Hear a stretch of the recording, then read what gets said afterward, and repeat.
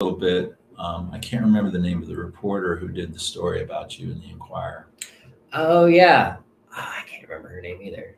Yeah, but I read a little bit about your mom's influence on how you kind of like got into this, which we'll hopefully touch on a little Yeah, bit. yeah. Our biggest challenge is going to be able to keep it to a half an hour. Oh, gotcha. Yeah, yeah. That's kind of a quick one, so we'll touch on So, whatever. hey, but we are live, and we have 3 viewers already. That might be a record. All right, Happy New Year, everybody. This is Michael McCullough, Willard Library. We're back in 2023 with a new episode of Stories at Sundown. And my guest today, I went looking not too far for my next guest, Ian Dandenault. Dandenault. Dandenault. I'm sorry. It's the French. No one gets it right, but it's okay. And he's an acupuncturist. The name of your business is Alternative Roots Health. Alternative Roots Health. Ian, thank you so much for joining me. Thanks for having me. Yeah. So we've got to know each other over the last 3 months or so. Mm-hmm. I go in terrible Achilles tendonitis, tendinosis. Oh my God, it's terrible. But he's helped me out. The theme of our programming in January and February is your next chapter. And I thought, who better to have on than an acupuncturist? So, Very cool. I mean, because there's a lot of, especially when people are exploring, I've been around going to acupuncture for a long time. But that first step, you're a little bit, yeah. It's not an easy thing for people. We're going to talk a little bit about how acupuncture works, but I just thought, how are you getting started? And what's kind of interesting is that both of the acupuncturists that I've seen the most, you and Greg Flynn. Yeah, Dr. Flynn. Yeah. He was a football player. He's got I didn't know that. Yeah, he's got a picture of himself on the wall in his football uniform. But still, not something I would consider a stereotype. But you can see that you were quite the standout at Penfield. Yeah, we had some good teams back then. Yeah, you did. And that's a football school for sure. Yeah, it was a powerhouse for a lot of the wing tee. The wing tee, exactly. But, not stereotypical when you think about who goes into acupuncture. And maybe you can just blow that out of the water. Maybe has no correlation whatsoever. But to go from kind of jock, football player to this seems a little bit of a path to me. So how did you end up there? It is interesting. There's a handful of us out there that we had some good pickup games at acupuncture school, but not typical, I would say. I think a lot of people might be into more gentle arts or maybe martial arts. That's probably more of a common thread with a lot of the people that I went to school with, but I've always really enjoyed hanging out with different groups, and I went to the Math Science Center, so I was a nerd, still am at heart, but was blessed with some athletic ability, so I like the team sports, and but yeah, it's helpful for me just because, especially come like an injury like you've had. I've torn my Achilles as well, so I've most common sports injuries, shoulders and ankles and things like that. I've been through it, so I can really empathize with people who are, I'm like, yeah, I've done this before, so I think it's been helpful. But it's just nice to be able to connect with people. If someone wants to come in and talk about the Lions game, I've probably watched it last night. So, or if you want to talk about, the Tao or philosophy, I can talk with you on that too. So I've always kind of prided myself on being a pretty well-rounded person with interests, and it goes from everything from sports to philosophy to. Oh, sure. And I can see that would be an asset because, when I first went and tried acupuncture, it was basically somebody who said, what do you got to lose? You're in pain. Yeah, right. The alternatives kind of stink. It costs this much, which isn't that much. See. Yeah. And it worked. But, a lot of people are really uncertain about new age stuff, which I guess, even though this has been around for thousands of years. Yeah, well, new to the U.S. though, right? Yeah, exactly. New to Western culture, I suppose. Sure. Western medicine. Yeah. And then needles. Yes. I wish we need to do a marketing campaign, but I think it's already ingrained into the zeitgeist of, their needles. Yeah. But the other word was filaments that was tossed around for a little bit, but But it should be different though. They are different, as you've experienced, and it's like a 20th of the size of Oh, a yeah. hypodermic. People think of getting their booster shots or getting blood drawn or things like that, and that's 20 times bigger than the needle I use. And those have a big hole in them. They're meant to take a chunk out of you so they Yeah. can inject something. And Right. the acupuncture needle is very small, and 9 times out of 10 there's not even a drop of blood that comes out, but it just goes in the muscle tissue, and half the time you don't even really feel them. It depends where they're at. Yeah. So it's And what's going on. Yeah. And what's Right. going on with your body and, Right. and all that. But so, okay. And I do think this is relevant to the next chapter thing, but talk a little bit about how it works. Yeah. I mean, why does it work? Sure. So there's a couple ways to go about this. I'm going to start kind of with the Eastern philosophy of it. So there's all these different channels in your body. They're named after different organ systems. So there's a heart channel, a kidney channel, small intestine, and they essentially make a big loop in the body. So the idea is when there's disease, and that could be anything from physical pain to digestive or mental, emotional, anything that's just off with you. The idea is that there's a blockage going on. So what acupuncture does is it really helps facilitate the movement or flow of energy. So qi, people have kind of heard of that word now, but Sure. qi is, it's energy. It could be electrical flow, could help blood flow, but it's flow in the body. And so when you have a blockage going on, you're not getting flow to organs, tissues, and so dysfunction starts to happen. So the idea is I got to figure out where the blockages are going on, and at the basics, get things moving again. Within that, though, everybody's kind of got their own imbalances. So, there's a couple diagnostic tools that I use that are unique to Chinese medicine, and done them with you. It's taking the pulse, looking at the tongue. Those are ways for me to kind of tell what's going on internally, because whatever the patient has to say is great info for me, but some of those things are like, I always say, like the tongue doesn't lie. Someone can stick out their tongue and I can tell what's off in their body. And by using those types of things, I can kind of assess what those imbalances are. So someone, for instance, could have, a liver qi stagnation, or someone could have kidney deficiency. And so depending on where those imbalances are, I kind of got to bring things back into the middle. There's a big kind of bringing things into the middle and harmony in Chinese medicine. There's a strong Taoist background, which is about kind of the middle path and balance. So by using those things, you really try to get the body to get back to what the Western world would call homeostasis. And that's just the body's ability to heal itself. So when you're way off, it's harder for anything to heal, that muscle twinge or that digestive issue, and the nice part is that acupuncture and Chinese medicine doesn't really just look at the symptom. I might have 2 people come in with headaches, and I might do completely different acupuncture points or herbal strategies with them, depending on why the headache is occurring.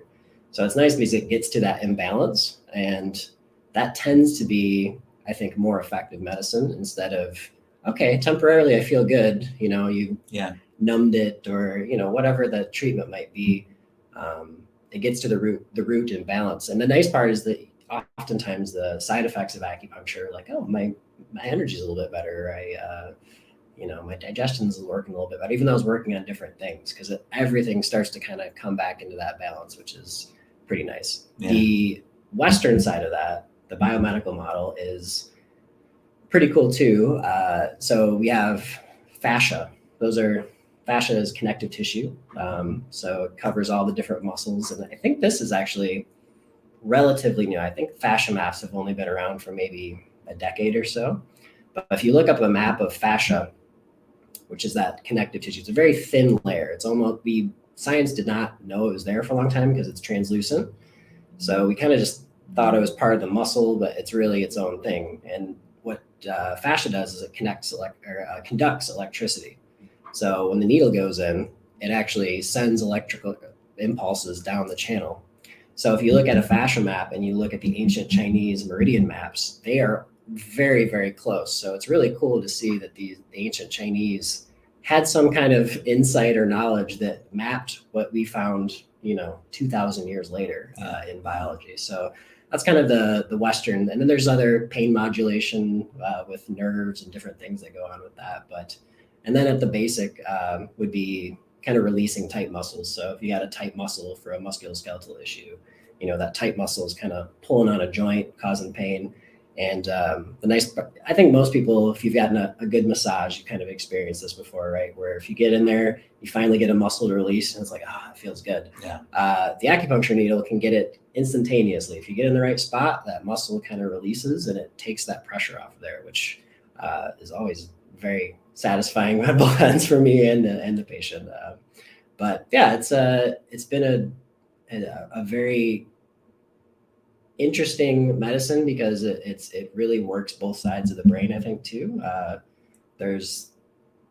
You got to know biology, you got to know, the different mechanics and everything, but there's almost an art form to it as well, because you're also asking people about their emotions, their digestion, and everything kind of ties in. It's pattern based. So, you kind of gotta, I liken it a little bit. I like to cook. It's almost like, or painting. You got a palette, you got some things in front of you, and you're kind of using a little bit of, I might do it a little bit this way or that way, or sometimes liken it to maybe even martial arts, where there's different styles of it to do it, but It's all kind of getting at the same thing. Yeah.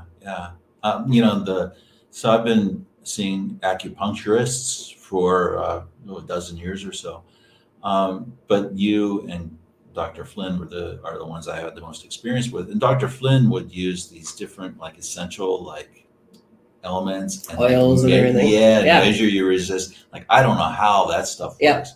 And I don't see that at your practice. But so it's not homogenous. There are different styles, different approaches and stuff. But what I've liked about it is that it's a much more holistic and participatory style of trying to heal. You really are working together. Whereas when you go to more traditional health practice, and I'm not rejecting them, I still go to them. Yeah, we need them sometimes. We need them, right? I'm pulling out all the stops on this dang Achilles. I got to tell you, but that's more of being talked to. I mean, they ask you some questions, but it sometimes feels like, I don't know, just a little bit more of a blunt instrument, whereas this feels much more, I don't know. I guess if it didn't work, I wouldn't be saying this. Because that's the other thing. And you didn't mention inflammation, but I've gone to you a couple times where I was in a lot of pain. Mm-hmm. And I left feeling different. And at the end of the day, it would be pretty much gone. Yeah. And that is extraordinary. Yeah. Because, 8 ibuprofen didn't do it, right? Ice didn't do it, heat didn't do it, but something about how you channel that energy addresses inflammation, which is at the root of that pain, right? Right. So yeah, and I mean, there's just the local insertion of a needle helps kind of an anti-inflammatory cascade. So at the basics, if I say I often do some points around the Achilles for you. But I'm also doing points up the channel. So that's that kind of flow that I was talking about. So the channel is obstructed. There's some lack of flow going on. So I need to do some points above it, below it, and get things moving again. So it's cool because it works on a couple different levels and both Eastern and Western, which is kind of nice. Yeah, cool. So, and I did read the piece, we talked a little bit about it before we went live, the piece in the Inquirer. Oh yeah. I'm not sure how long you've been open at the time. I think you were relatively new, 2018. It was, yeah. Yeah. I think the first summer, so it was an interesting piece because I think she was interested that I had taken over my dad's office. Yeah. So it's a cool little building, which you commented on a couple times. I've always admired that little building. Yeah, it's such a cool building. Got some funky architecture to it, a little Frank Lloyd Wright-esque kind of windows and angles and things like that.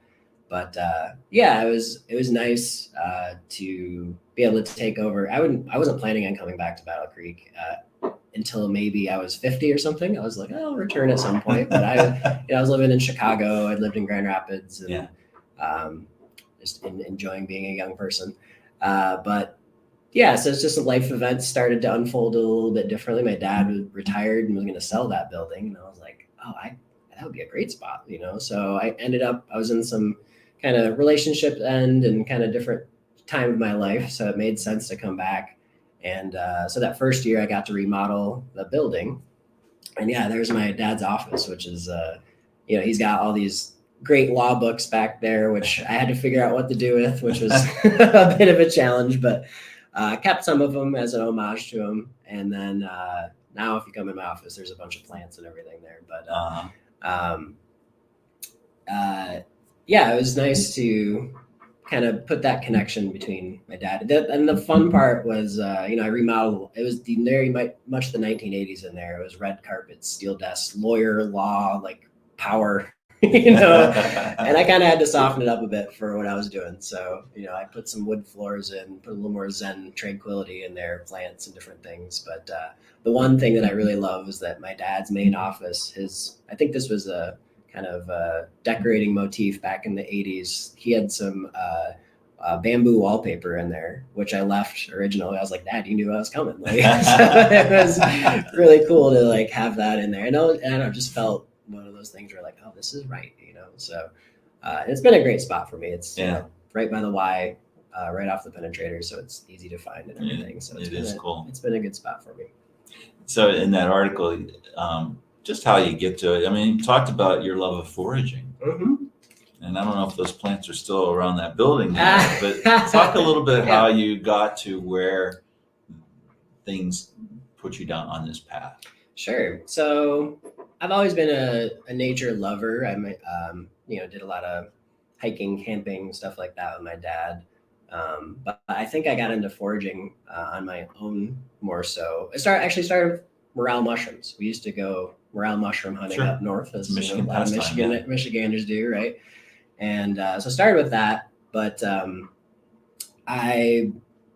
part of the fascination with Chinese medicine was that I do acupuncture, but half my training is herbs. So I'm a Chinese herbalist as well. And I just thought, you know, plants are really fascinating. There's all sorts of, you know, wonderful medicinal, but even, you know, there's food that you can find. And I'm a bit, I'm not quite a survivalist type, but I could hold my own if I go out in the forest for a while, and I enjoy being able to identify things. They're like, oh, we could eat this, or, you know, I might throw it in dinner at the end of the day, you know?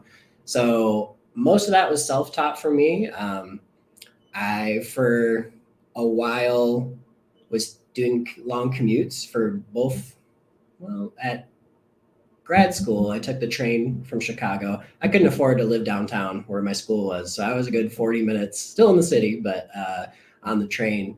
So oftentimes I would have guidebooks out, and I would just kind of flip through pages and just get that kind of visual memory going on, where if I saw it in the wild, I might not know exactly what it is, but I'm like, I know it's in my book and I know I've seen it before. So started doing that with that train ride. And then I was commuting for a while from Battle Creek to Chicago. So we just kind of flipped through and started that. And it was always exciting when you find a new thing that you're like, oh, this is in the book, you know, the first time you find it. So it's really cool to find either medicinal things. One of the first times I found something in Chicago was I'd been hiking with my friends, and I got a little cut on my hand climbing trees, because I'm a little kid at heart and still like doing that. And I came home and like did the standard, you know, hydrogen peroxide, alcohol, cleaning it, and it just kept being. I wake up the next day and it was like inflamed, and you know, had a little pus in it and stuff, and I was like, ugh. So I had read that calendula flower was a really good wound healer. And in the Chicago, the Millennium Park had a bunch of flowers planted there, and I knew I'd seen calendula there. So I went there, and on my break, went and picked one of the flowers. I don't know if that was legal or not, but I picked one of the flowers and just simply crushed it up and put it into the wound, which sounds crazy if you've not experienced with herbalism, but that was the first thing that worked. I woke up the next day and that wound had started to heal, and I was like, oh, this is a game changer here. So I just saw the efficacy of some of the natural things. So that prompted me. I actually grow calendula flowers and make like a wound healing salve with it now. But yeah, little things like that, just finding something where it's like, oh, I can use it for this medicinal value, or I can eat it, or um, could even be ornamental or something, but it's just almost, it's a fun game to just be scanning. And I've always been pretty aware of my surroundings. I think that's like some of the morale hunting, if you've ever done that. Some people are really good at it. Some people, it's really hard to find. Yeah. But, I've always kind of had that eye for those different things. So Yeah. it's fun to know those things, and just a sense of being prepared. And if you need to, if the grocery stores ever close, I can find something to eat for Sure. us, And that kind of led you into this field, you think? Partially, yeah. I think that was an influence. I would say as being my path to the field, though, is probably a bit from that article before. I think with my mom, she started going to Western Michigan for a holistic medicine degree, which they unfortunately had funding issues at that time and cut it while she was going, which is a bummer. But she brought some books home, like Dr. Andrew Weil. He's a pretty popular one. Yeah. And so it was just about holistic healing with, could be anything from energy healing, from mantras to, different techniques, different alternative healing. And I was fascinated that there was just different ways. That was the first time I'd ever learned about that. Yeah.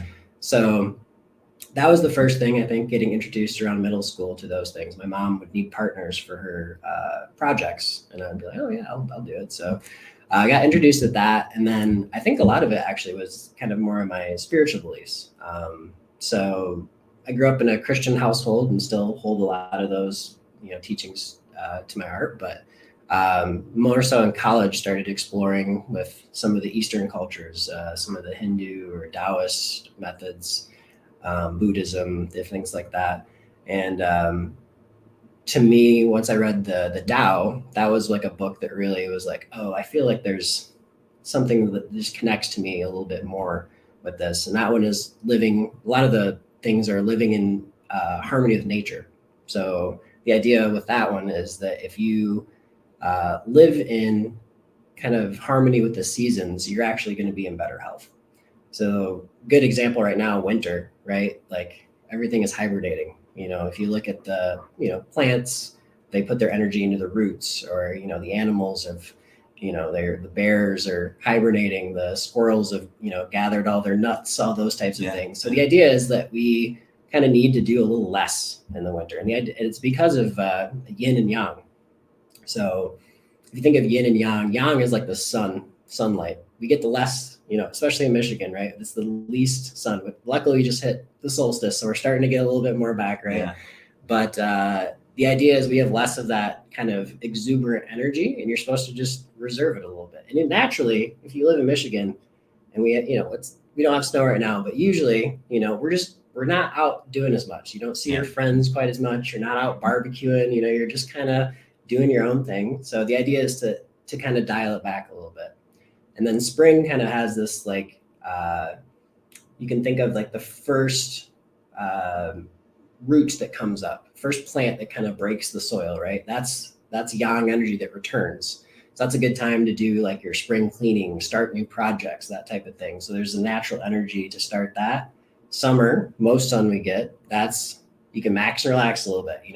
You can stay up later, you can do a little bit more. And then fall, you start to reap what you sown in the summer. So you start to prepare for winter. So the idea is that if you kind of follow those things, you'll actually be in better health. And I found that nature has a lot of answers in it. So I think with a lot of the things that I'm interested in, plants and different things like that, has all kind of gone into my belief system and just what I found to work for myself as well. Mm-hmm. So just paying attention to nature and some of those spiritual beliefs, I think, have also led me towards that. Yeah. So, so it's not been a straight line for me. I told you a dozen years, probably more, that when I first sought out acupuncture, and it definitely was a new chapter in my life, right? Mm-hmm. It was, and I tackled some issues that I've been having differently than I had before, and it worked. So why didn't I keep doing it? I don't know. But anyway, I hadn't been to a practitioner for 6 years at least. And so to me, it's another chapter because again, it reacquaints you with what's going on inside and makes you pay attention. Mhm. And so my question was, I mean, I don't know if I'm unique or not, but my question is, what's been the impact that you've seen in your years doing this on your patients? Especially those who may come in and not really know anything, Sure. which is probably most of them Yeah. in Battle I Creek would anyway, say, yeah. in a Midwestern small town where you don't have a lot of, institutes or resources where you're exposed to Eastern culture and Eastern medicine. Sure.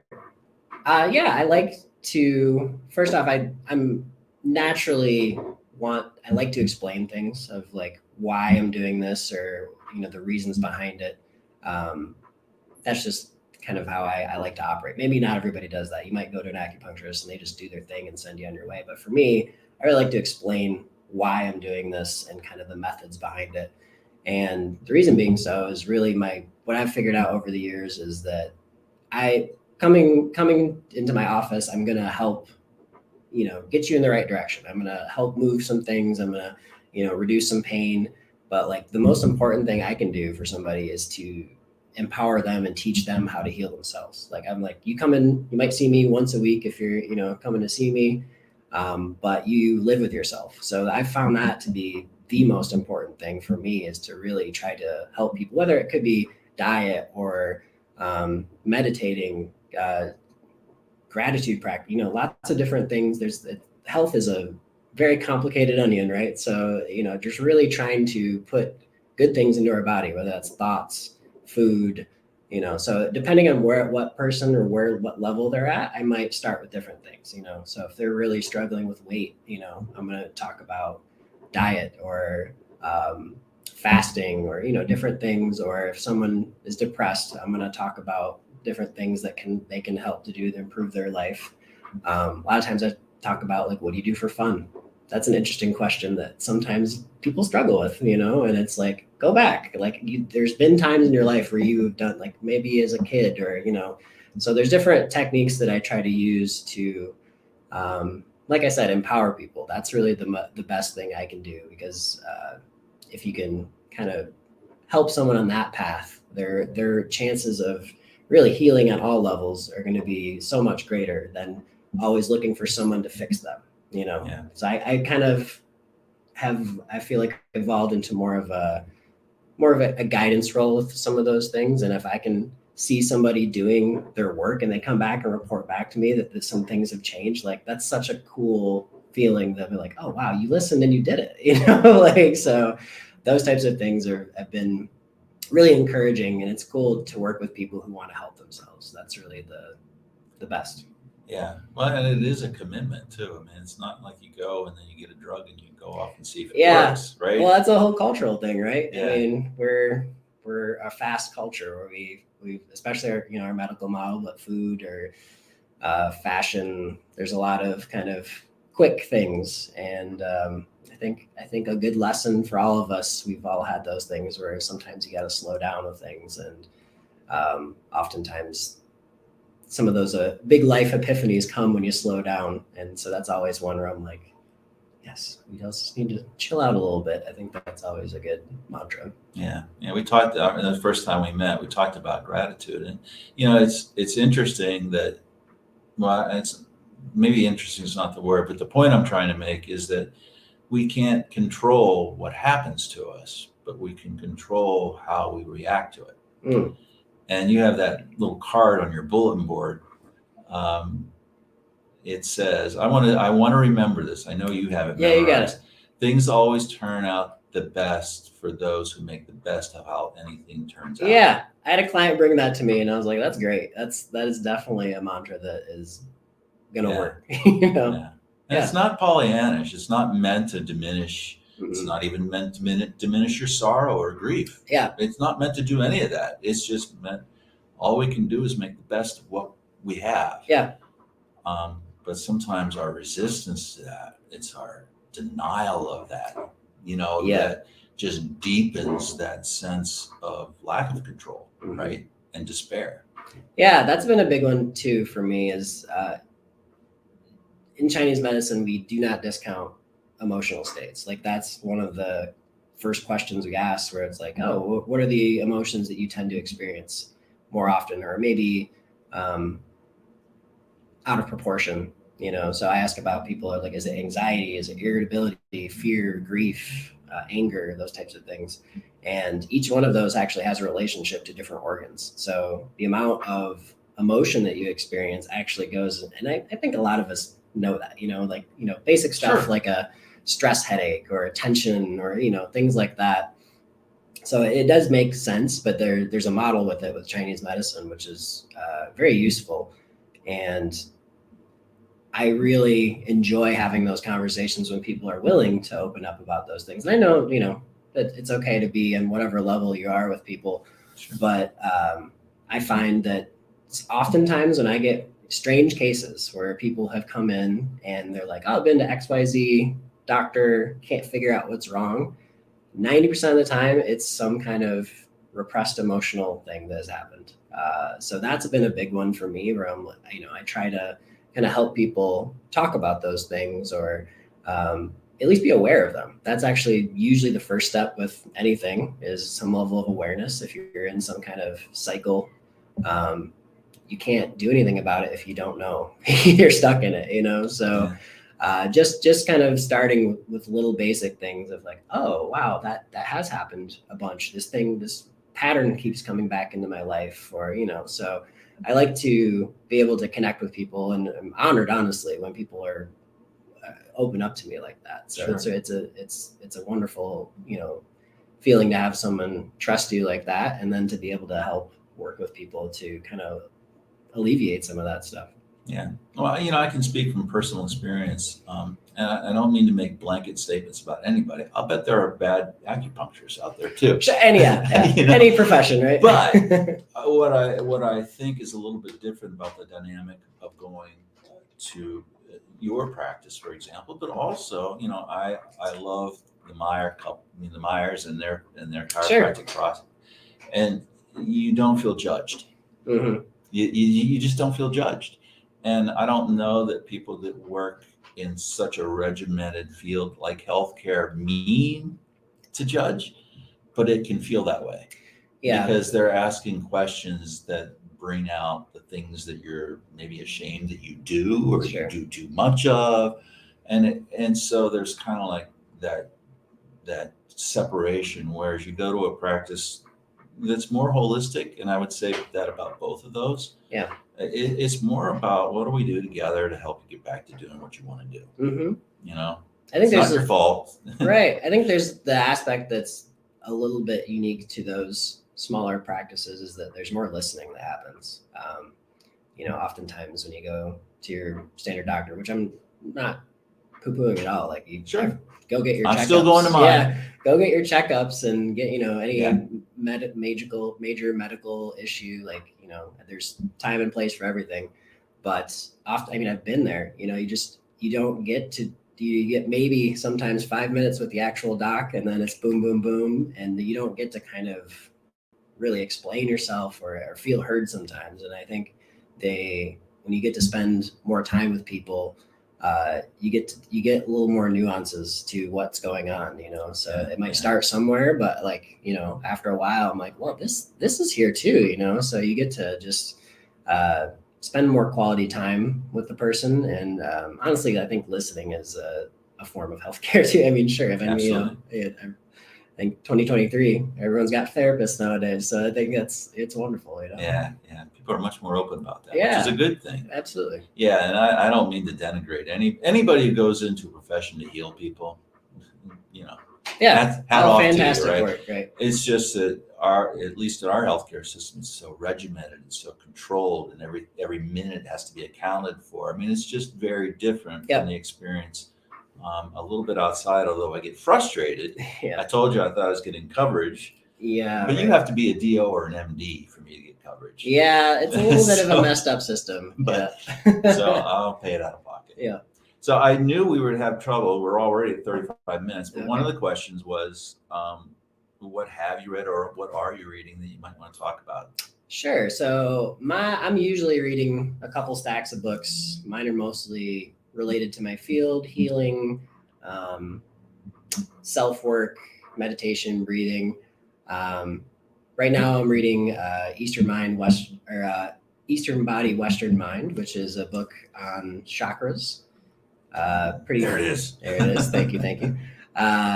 This one's, I haven't quite gotten through all of it yet, but chakras is something that I've been dabbling with for probably since college, at least.